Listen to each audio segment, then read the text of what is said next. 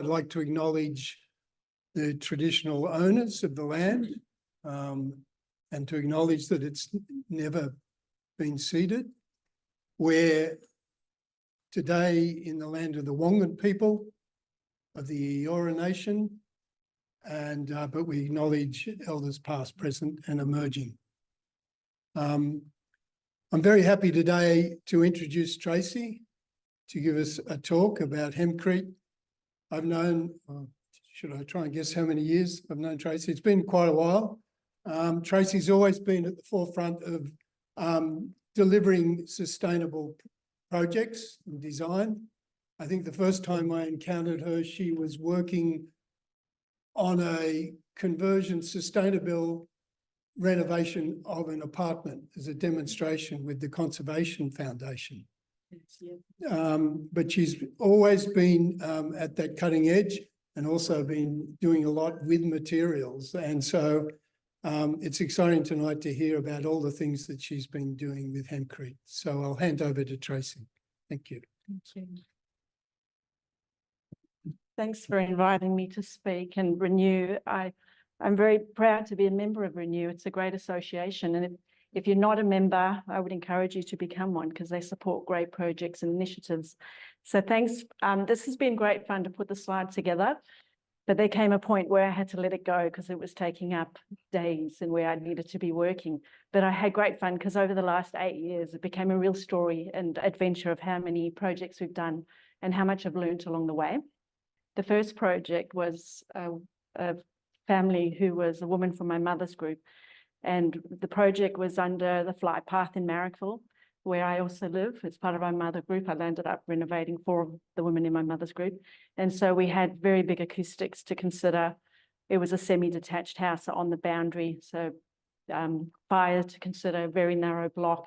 We were going to use Hebel, and then we met a builder, and the builder said, "How about Hempcrete?"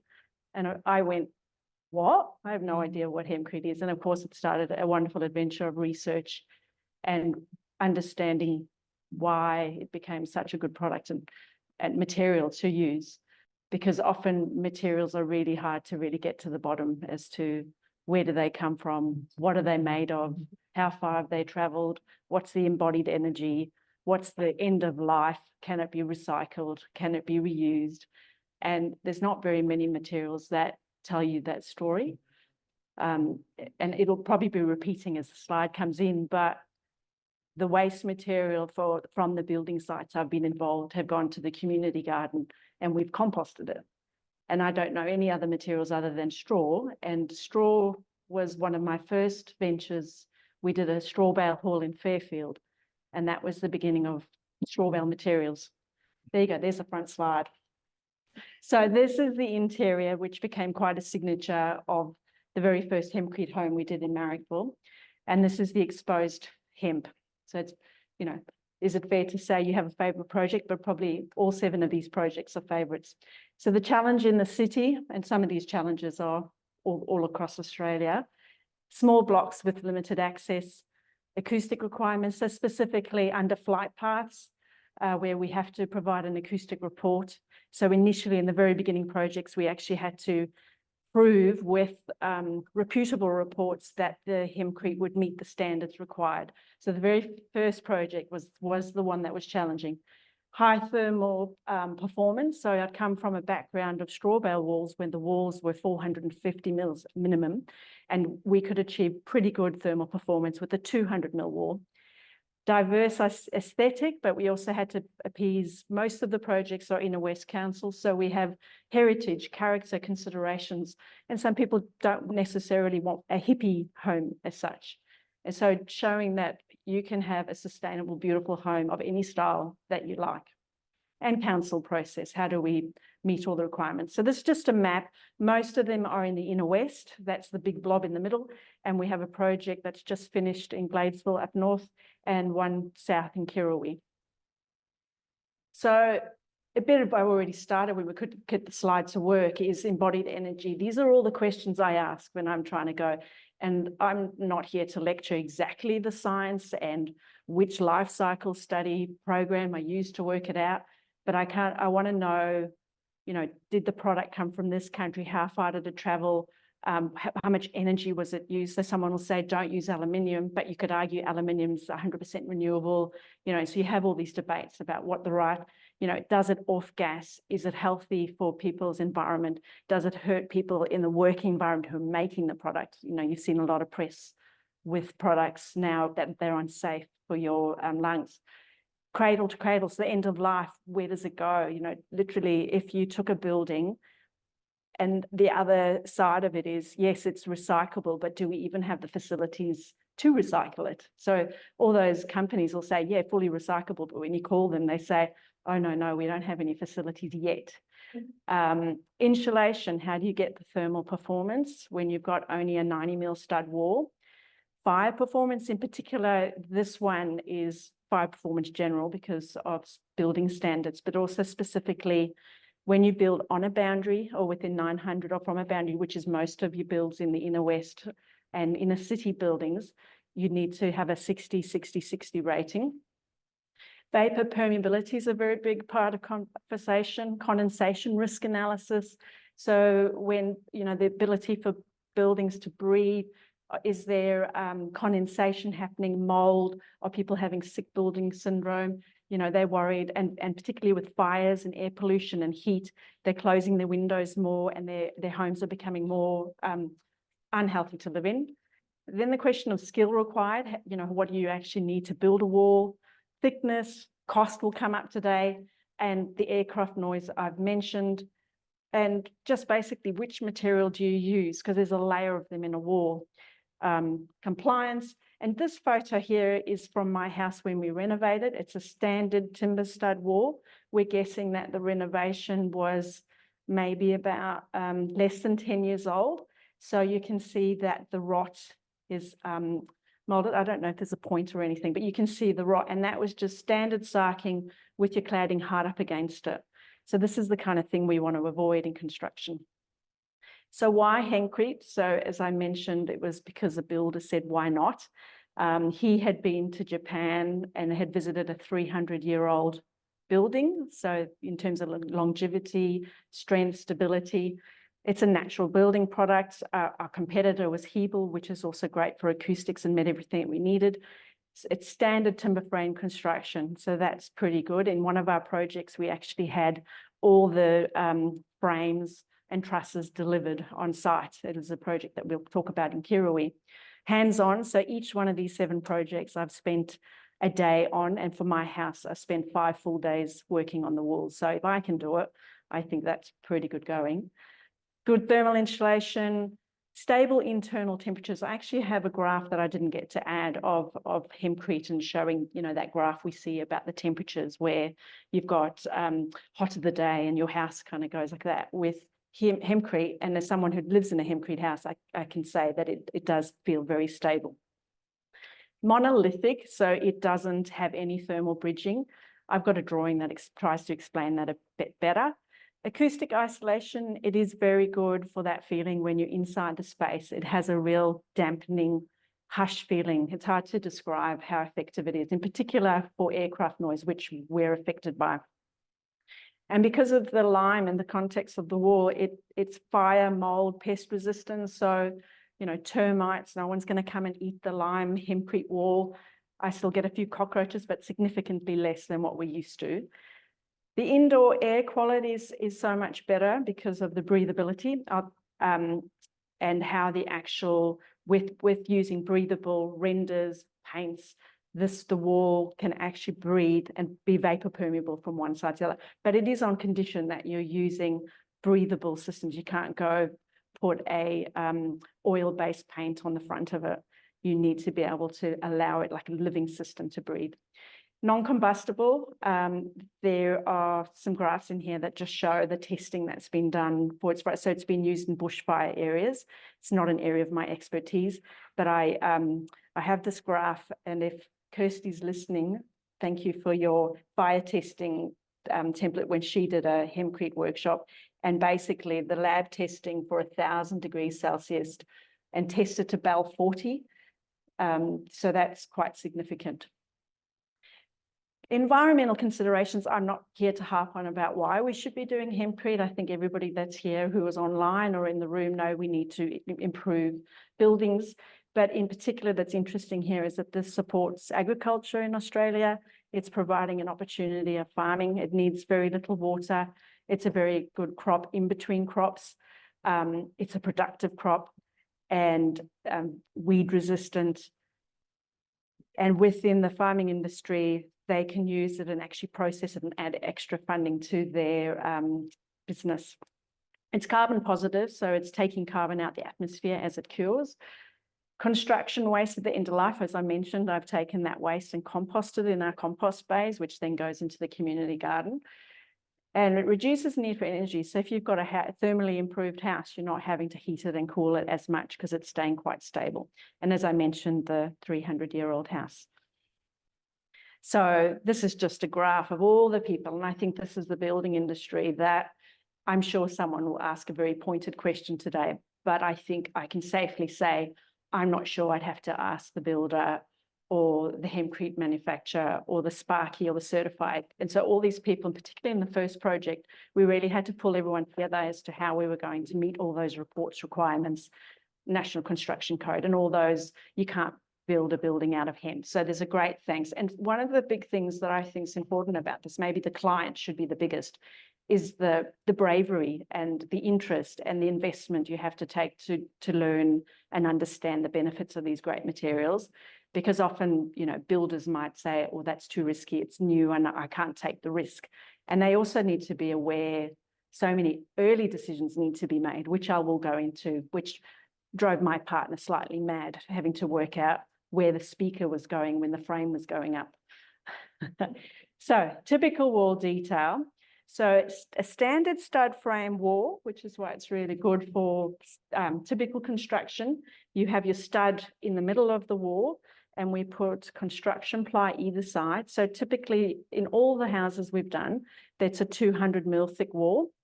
Because of thickness, the recommendation is a 250 minimum, but we found 200 has been okay for our temperate climate. And you have the stud in the center and it lands up being 55 mils of hemp with your board on one side and likewise on the other. And then as you're building the wall, which I've got photos, you're filling that wall, tampering in the hemp around the whole thing and underneath all the noggins, underneath all the bins. So when I say it's monolithic, it means that it's all the way through and it runs along the whole face of the stud. So in standard construction, you only have the insulation within that 90 frame, and they talk about thermal bridging, and that's that teeny little gap between the noggin at the top and the bottom that heat and cool and moisture goes through. So I like that it's a whole wall system.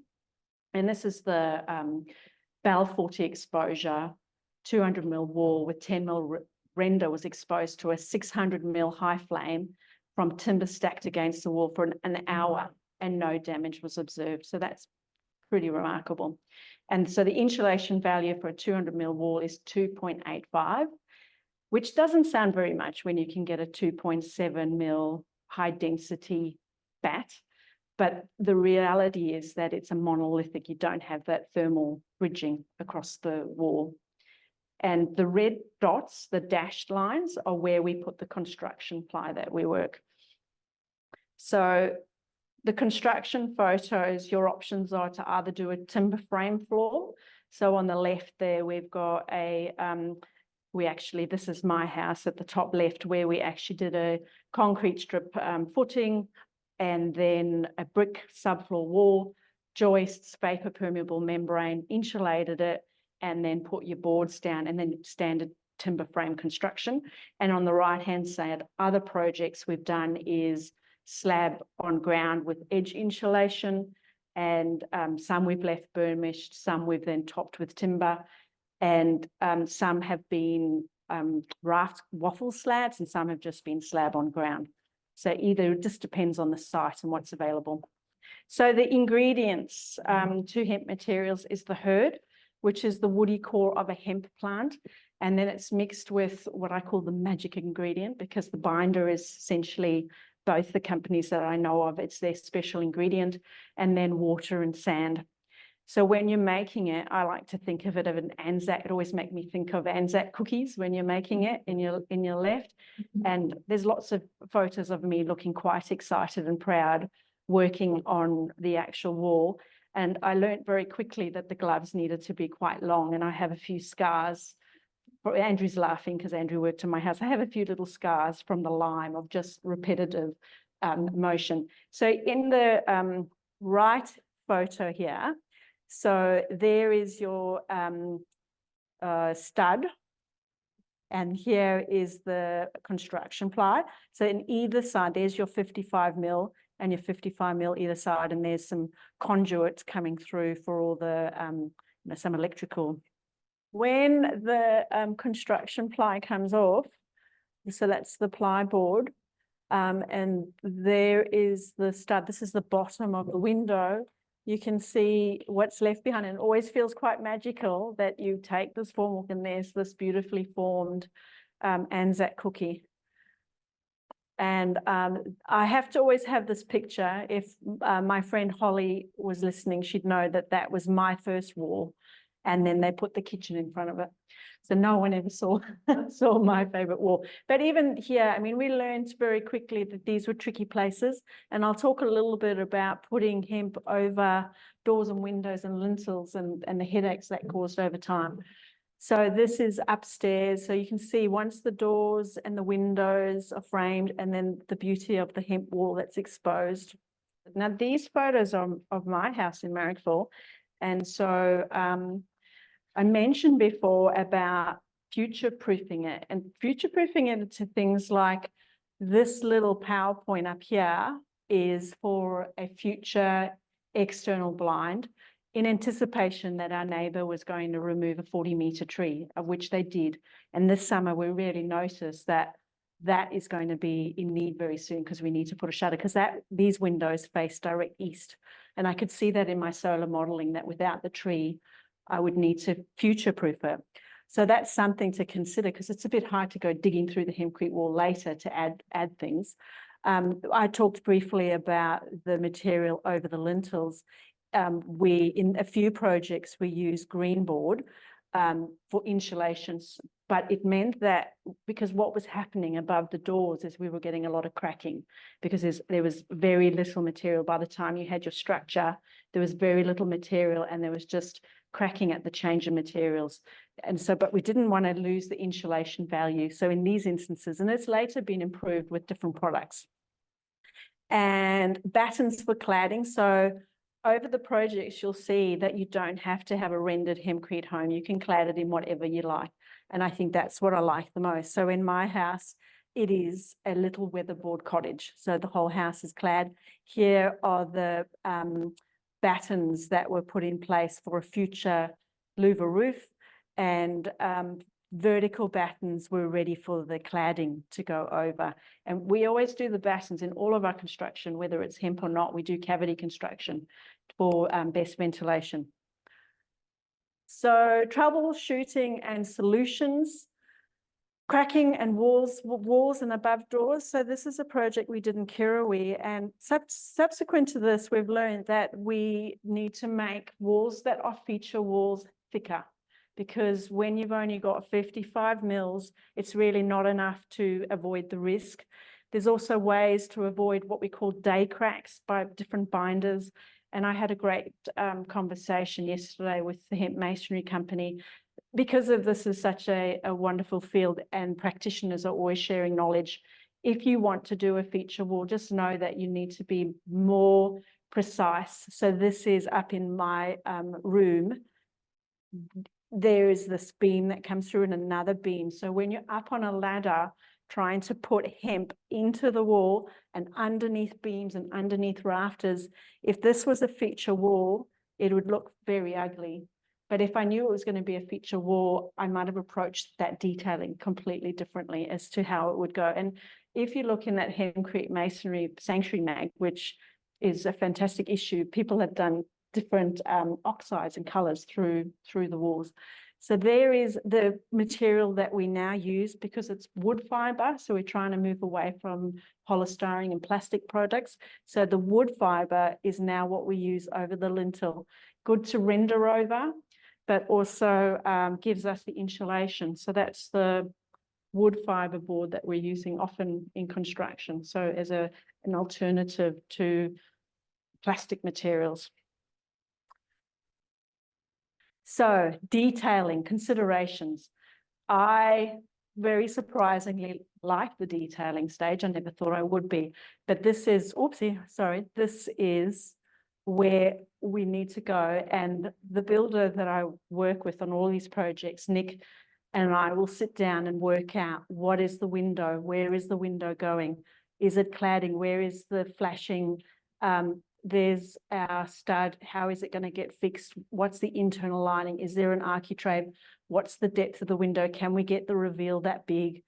And you know, this is coming right around the window. How does the door work? And in section in our house, we did a green roof. So I really had to work out how that was going to flash up the wall. Where was the hemp? Where was I going to put my insulation? I even got a condensation risk analysis done to make sure that I wasn't going to land up with water running down my wall. And so you can see the stud's always in the middle. The jam detail, the deck coming in, sill detail, how to get a flush sill, the insulation of the subfloor. So detailing is really important, thinking through every wall. My colleague thinks I'm mad because I must ask for 3 or 4 sections every day because you just cut at every point to see how it's going to work. Now, I was talking to Andrew, who's in the room before. Glazing is something we've learned a lot. A lot of our projects have been double glazed aluminium and we've moved more towards UPVC. And in my house, it's double glazed aluminium, but in the summer, I can feel the heat through the aluminium, the convection, and in winter, it's the same. It's not terrible, but it is noticeable. There will be a little bit of condensation in the room overnight. We've got the windows open. And so it's something, if I could redo again, I would probably have done better. But, you know, lots of decisions are made about renovating and what's the best decision. Training, so there I would make sure that you do proper Hempcrete courses, the detailing of mentioned services. So you have to think about where is the speaker going to go in the future, your power, really think through your design. There's other building products quite like that. Finishes and breathability. So I mentioned briefly before that we use lime render so that the wall remains breathable. The walls are then with a breathable paint of various products on the market. And I've put 60-60 on the boundary, and with the Hempcrete that we use, it's not something that we can achieve. So all of the data that I've mentioned about fire, bushfire, bell rating, there's 6 buildings that I know of in Sydney. I'm not sure of how many more, but there's not enough to fund the studies to prove, to get the NCC certification that we meet the 60-60-60 rating. I think from reading Kirsty's table, though, that I think the Tradicool binder might get that. So that might be a consideration in future. But something about boundary walls is that they're boundary walls. So they're really hard to get to, and you can't leave a Hempcrete wall unrendered, unfinished, exposed. And so in this wall on our boundary, it is a standard wall, insulated as best we could, and it has the fire check and the batten and the cladding and meets the rating that we need to. So sometimes you can only do what you can do and you have to meet the building codes. And our certifier is great. So there's, you see your photo, Andrew? And labour. It is labour intensive, but if you're lucky, you'll get wonderful volunteers that work on the projects. Some came on my house and worked the full 5 days. And I think it's probably much like, you know, any kind of earth building material. It is a wonderful hands-on experience. So wall finish options. So you can leave the wall rendered. You can use hardwood. This house we clad in Zincalume. This house we battened and put ColourBond, weatherboard, natural weatherboard. Internally, you can leave it exposed, but you can't do that outside because it would absorb water and rot. So you have to finish it externally. render or some sort of cladding. And we, this house in Kirrawee with the colour bond, don't quote me, but at the time for the project, when we were doing the maths on how to bring the sum in, it was something like over 30,000 to save on not doing the render. So sometimes you need to work out the actual cost of the rendering process versus the cladding. Sometimes it's about maintenance. So the beauty of metal sheeting is that it will never ever need to be painted, cleaned. It's a, you know, it's this, my client will say it's frustrating because she's got to oil it or accept that it goes grey. And I love grey timber. I love the look, but it never looks grey underneath the eaves and all the places that are protected. So there's choices in the aesthetic and maintenance of what you want to do. We have done one build with hemp insulation. It was the first build, which is a hempcrete but no sand, and we use magnesium oxide. So you've got to be considerate that it's a fairly damp material. The ceiling that you use can't absorb moisture and collapse.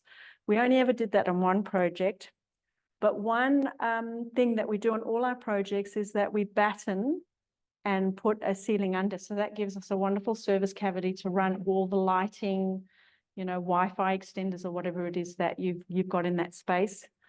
The different kind of roofs is also, on a lot of our projects, we've used structural insulated panels, which is varying sizes. In most cases, we use 200, and it's color bond corrugated on one side. In this instance, it's color bond flat. And the beauty of them is that they go up quickly. They have an R rating of 5.7. They're monolithic. We designed the roofs so that if the building is 4 meters long, we can get 4 1-meter wide panels, and they get delivered in the length that you need. So there's no waste, no cutting on site. They come, I've got one photos where they come in, and our house, the roof went up in a day. And of course, it'd been raining a couple of days before then, and you're sweating for it to come, but you know, they lift them up, click, click, click, and the roof's done. And I have no doubt for, if you wanted to do it as a passive house, that it would probably, I mean, Graham would probably say, it would probably fail the thermal bridging along there, but possibly there'd be details of how we could fix that, which is my next journey of doing the passive house course officially. And I've mentioned there, but I don't have a photo. You could, a lot of our houses, we just do normal timber framed with bats, vapor permeable membranes. So other design considerations in your project, so it's a holistic process, is, you know, choosing an environment-friendly concrete, so with less embodied energy, you know, E0 joinery. What is your bench top material? That's really topical at the moment. What are you going to use? Efficient appliances, the energy that they use, LED lighting. Can you source FSC timber, breathable paints, ceiling fans? Most of our clients have ceiling fans and hardly ever need to use the air conditioning. All electric homes is really the way we're moving, so that your house is off the gas. So we're big supporters of moving away from gas. Double glazed windows, and preferably thermally broken aluminium, UPVC or timber frames for that best performance. Shade your glazing, night purging at night if you can, and just, yeah, protecting your glass in summer and making the most. So still integrating passive solar if you can, if your site's got a great northern aspect. So projects, so of the 7 projects, I'll go through each of them. So the first project was 2015, where semi-detached single-story house. As always in Sydney, the dunny has the best view and a dodgy little laundry. And so they really just, and there was the kitchen on the inside of the house. So they just wanted better connection to the backyard and a first floor addition because they had 2 kids. So you can see in the floor plan, 2 bedrooms, living, bathroom, stairs up. And then as you go upstairs, really simply a rumpus room, bedroom, bathroom in between. And this was our first home we did with a expressed hempcrete wall. And some more finishment. So when I was talking about night purging in this house, north was, I didn't get to do plans for all of them in this graphic, but the north was towards the back of the yard. So we actually put a highlight window in the back bedroom to get the lower roof to have solar and to get some highlight windows in for some night purging and also some fans. And in this project, it was burnished concrete slabs, which I still get photos from the clients with the kids lying on the floor with the dog in the winter, feeling the warmth of the sun through the glass. So where you can get passive solar, it is still amazing. And shading your windows the best you can. The next project was Wilkins Green Community Garden, where my kids go to school. So we had $8,000 in order to put in a compost loo, build the room for the loo, and I wanted to do more than that. So we built a deck, a little kitchenette, and it was great because it was the first hemp building workshop that I'd done. So the hemp masonry company do workshops, and you basically learn how to build with hemp. So in this one, we've got, oops, sorry, wrong button.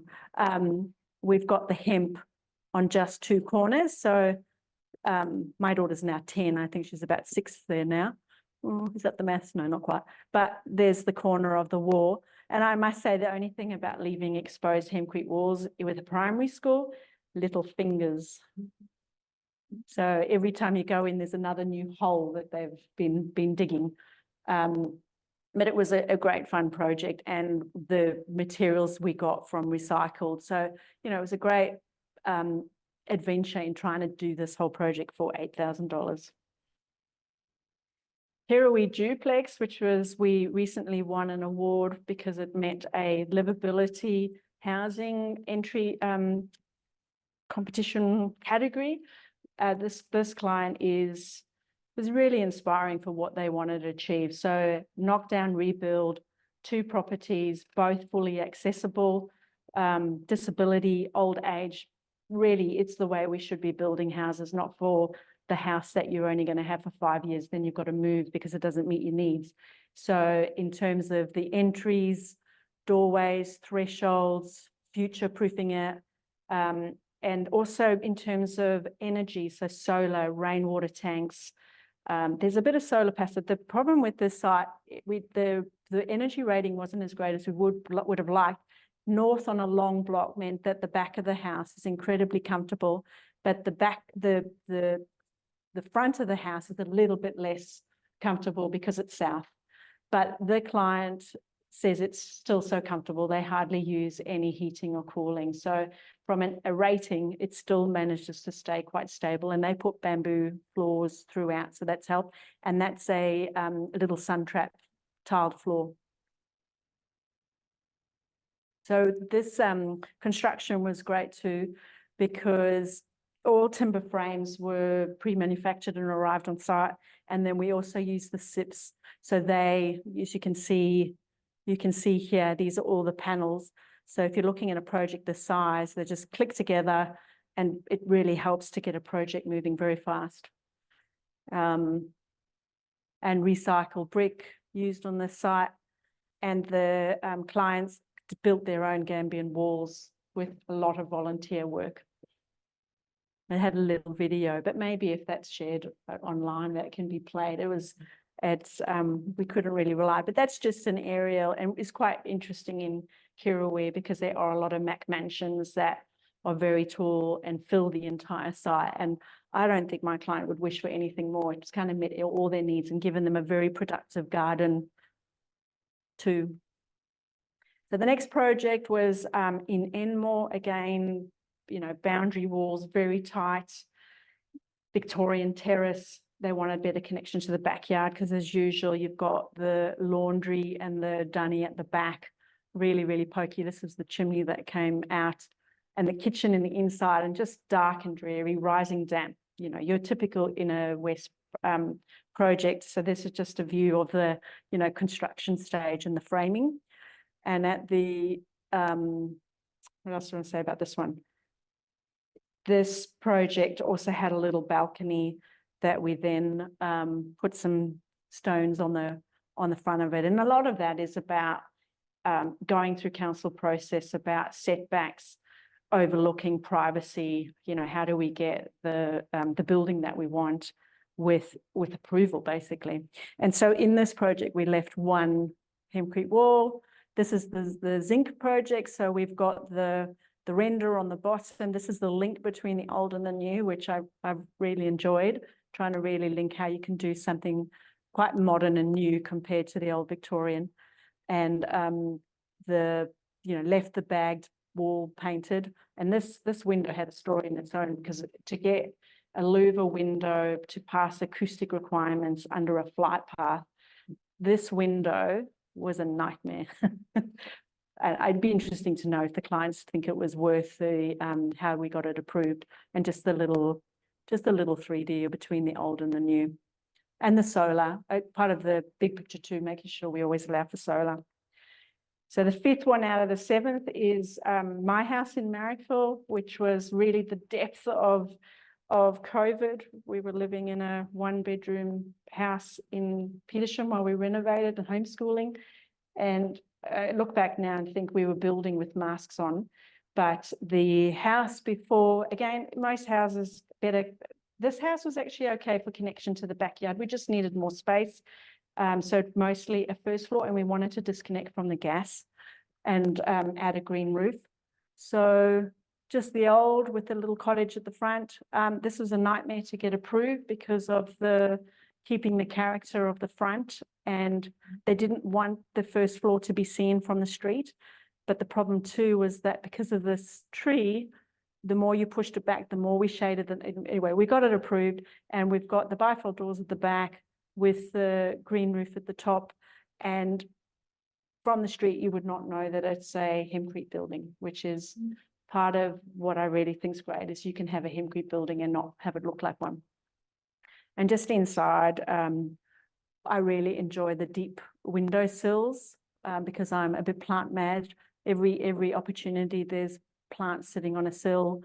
That I love the texture of the render internally and the lime wash paint, and then just the depths of the windows, and that's the green roof that we put in.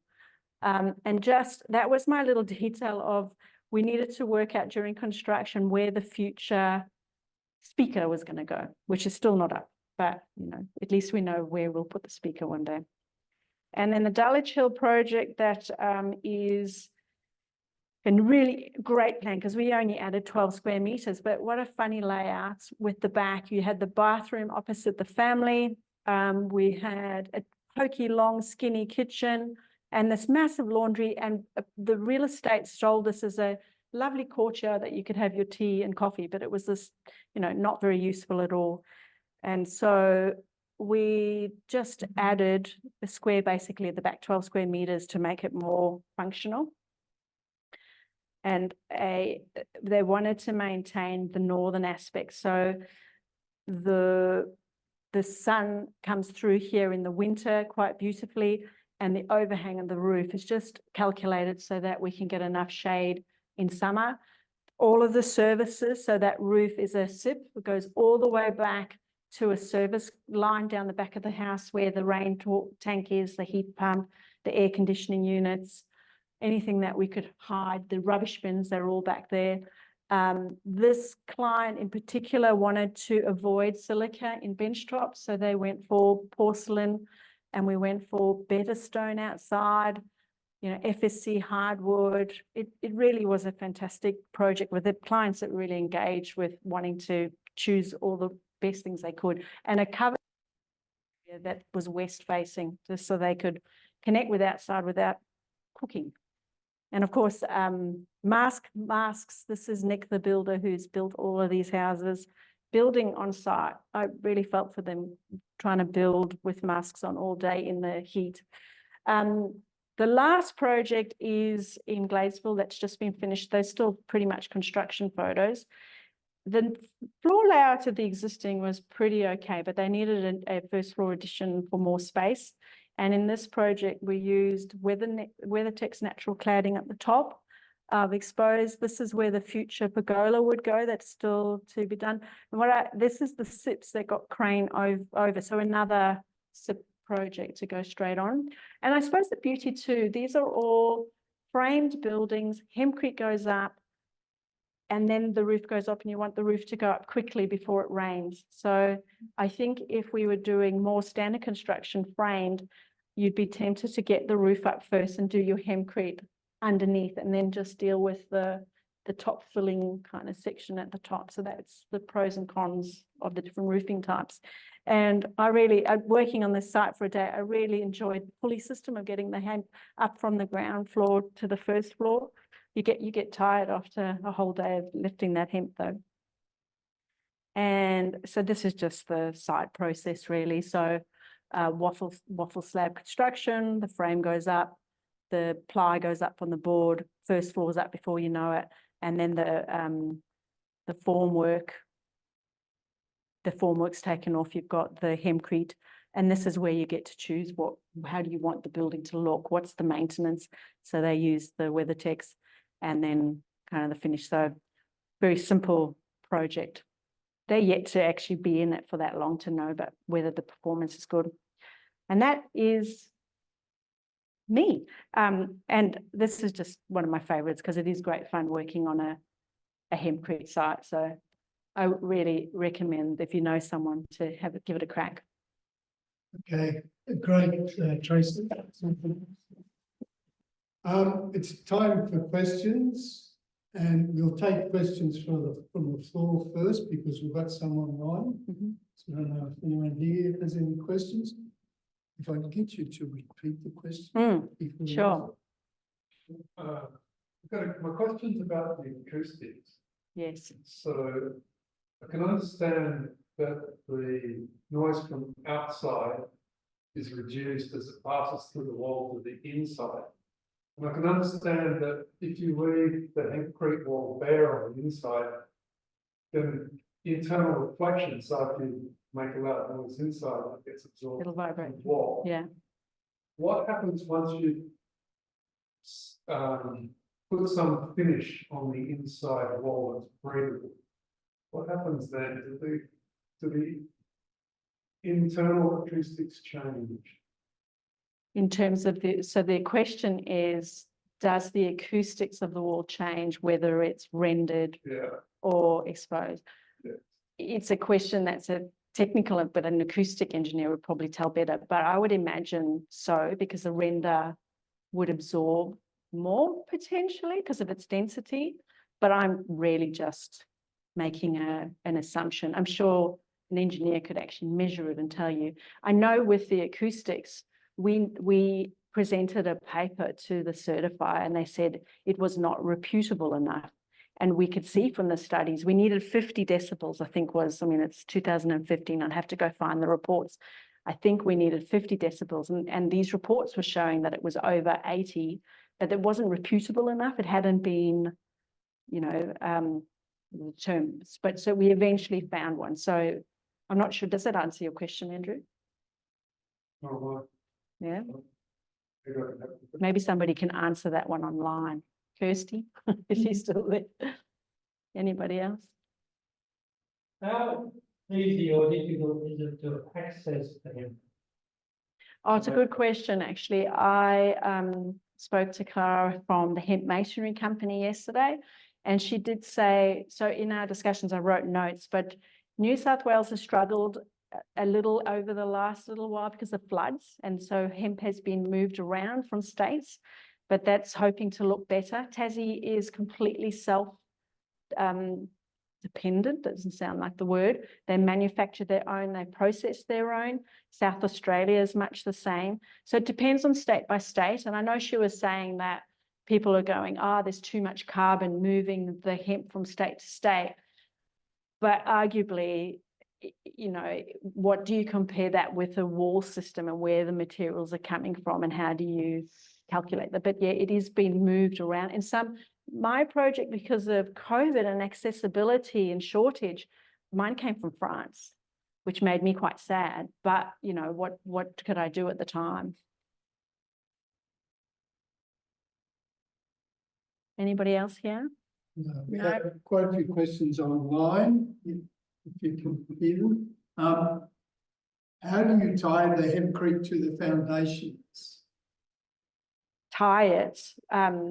just You, sits you on the don't, slab. yeah, you don't. I mean, that's the beauty is that we use a, just like your termite protection on the edge and your wall is sitting in the middle and you put your formwork either side and it just sits because it holds its own shape. Once that formwork's done, it's not having to be pinned down, much like when we were doing straw bale buildings, we had metal ties coming up through the wall that went into the concrete slab, and at the top, you would tighten them and that would pull the bales together and stop the wall falling over.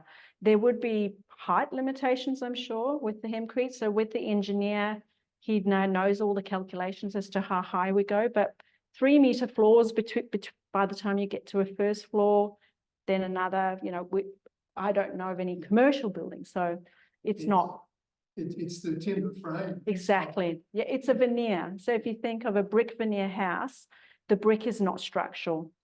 So hempcrete is a veneer. Yeah. Thanks, Graham. Do you need to tamp the hempcrete? Yeah.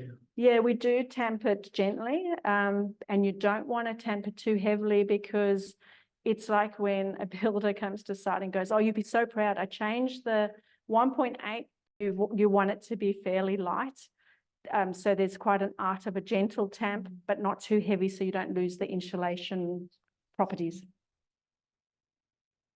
Okay, Susanna is saying thanks for the presentation. She's interested in knowing how to join that hempcrete new build to the old build, brick veneer, 2 different materials, I guess the junction, how that's treated. Yeah, that's a good question. I'm trying to think of projects where they've been next to each other, because if it was brick, we would have to factor in some sort of expansion joint. On one of your projects, Yeah. you had that jump, you stepped it back in. Yeah, that's right. So you really define it so that and it's joining it so it doesn't crack and the material that's going to work. And also just, you don't want it to be a place where water leaks through. You could do it at a junction like a door or, have some other Yeah. means of breaking it up. Can you provide a comment on any issues with capillary action with water moving through the wall, as well as termite resistance? Capillary action in terms of the water hydrophobic ability, that comes down to the render. So you can't leave it exposed. You have to clad it. I don't know if they mean it from going from inside out, the vapor permeability or I think water. water. So you have to protect it. It's much like straw bale. You can't leave it exposed. And in terms of the termites don't eat lime. So it's really great for pest control. Okay. Someone's asking, can you give can you give an indication of the number of person hours to build a wall of a certain size? Do you need to wait between each course of formwork, or is it better to fill a wall continually while the material is wet? The first question's really hard because it depends on how big the project is, but my house, I don't have a floor plan, and it was probably 30, 40 square meters. Andrew's who's in the audience helps on the days, and I think we had 4 or 5 people, and it took maybe 5 days. Yes, I'm looking at him. that's right. And that is 2 levels. So I don't know if that answers. It's really hard to quantify, but I think Nick Soden would probably, having done it 6 times now and 6 houses, would have a calculation as to how many he needs in his team, how long it's going to take, how much hemp he's going to do. It's not really where I go. I kind of trust that with the builder. And what was part 2 of the question? Sorry. Well, do you have to pour it in stages? Oh, stages. Yeah. So often that's what we talk about, the day line. So when we start on all the projects that I've worked on, we tend to go around the whole layer and then you move the formwork up and you keep going. And it really just, you do as much as you can during the day. Different projects, I come to site and sometimes they're putting binder between the wall to connect them. I suppose it varies from experience what the builders found in terms of how quick it's drying, the mixture, whether they need to, but no, there's no real. Someone, a bit concerned about your comment on the location of the speaker. So how precise do you have to be at the very start about, I guess, service insertions and so on? Pretty close, because you need to, in particular something that's got weight, because you need to be able, if you've got the hemp, you need to be able to go back to the structure.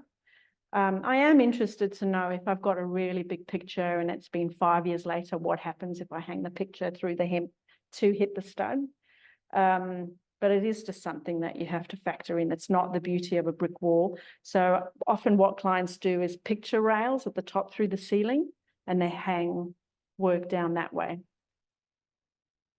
What translucent material have you used in the awning over the deck of the Dulwich Hill project? Is it double layered? It is double layered. It's a multi-cell roof sheeting that has a UV resistant layer, so you can get it clear, but clients that we did in Marrickville found it very hot. So your preference is like an opal or a grey, and it allows the light through, but reflects the heat away. So any kind of multi-cell sheeting. Someone's asking about Hempcrete building courses. Kerry is asking. The hemp masonry company, yeah. Also wondering if you know any building with Hempcrete in any regional area in New South Wales.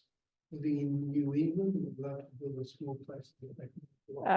If Kirsty's still online, there's the Hemp Building Co website, where they've actually set up a website with builders, designers, homeowners. So it's like a one-stop, you know, you're building in New South Wales, you're looking for a builder. If that doesn't come up, just email me and I'll get that information. The resource, yeah. There seems to be a lot of building in South Australia. I mean, and I think that sanctuary issue will really also focus a lot on. Yes. There is a couple at the Narara Eco Village. Yes, correct. Yeah. Kerry's just put that link on. So that's the end of our questions. Thank you. Go to the next one. Yeah. Do you want that? So We can get anyway, if we can thank Tracy. And I just want to announce about our meeting next month, which is about what we do with all the excess solar we produce in the middle of the day. And our speaker will be Andrew Redaway, who's a Renew board member and has been a Renew staff member and has written a lot on this type of topic. So that's on the 14th of March here again or online. And this is just to provide you with some links to give us some feedback. You can go to our Facebook page if you've got any questions or leave us a message there. And we have also been recording all of these meetings, and the videos are uploaded to our YouTube channel there. And I'll just drop those links into the chat. So that's all from us. So thanks everyone for coming, and we'll see you soon.